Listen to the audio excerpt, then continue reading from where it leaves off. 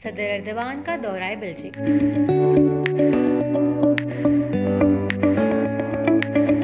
सदर रजब तैयब अर्दवान तुर्किया के शमाली मगरबी शहर बेल्जिक पहुंचे तो इनका पुरतपाक इस्तकबाल किया गया। ये वही शहर है जहां अजीम सल्तनत उस्मानिया की बुनियाद रखी गई थी। इस तारीखी अहमियत के हामिल शहर में सदर अर्दवान की आमद पर इनकी खुसूसी पजीराई की गई। शहर को दुल्हन की तरह सजाया गया। सदर अर्दवान ने बेल्जिक में मुतादिद मंसूबों की इफ्तिताही तकरीब में शिरकत की।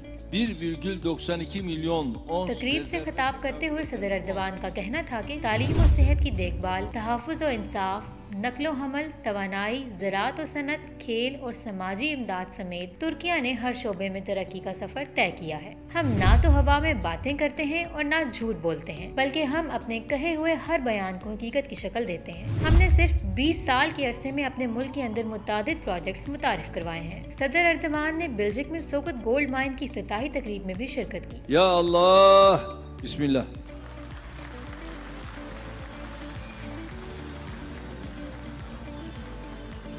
तकरीब में योबरताश गोल्ड माइन में 1.92 मिलियन ओन सोने के ज़खायर की दरियाफ्त का जिक्र करते हुए सदर अर्दवान का कहना था कि इस जगह पर मजमूई तौर पर $500 मिलियन की सरमायाकारी के 3 अलग अलग मराहल की मनसूबाबंदी की गई है। अब तक $70 मिलियन की सरमायाकारी की जा चुकी है और पहला मरहला मुकम्मल हो चुका है। उनका कहना था कि हम सोने की कान में सालाना सलाहियत को 6.5 टन तक बढ़ा देंगे। उनका कहना था कि हमने तुर्किया को पैदावार और तिजारत का मरकज बना दिया है। लोगों की कसीर तादाद ने तकारीब में शिरकत की। बेल्जिक के दौरे के दौरान सदर अर्दवान ने सोगत में अर्तुगरुल गाजी के मज़ार पर हाजिरी भी दी। इस मौका पर इन्हें कायद दस्ते ने सलामी पेश की।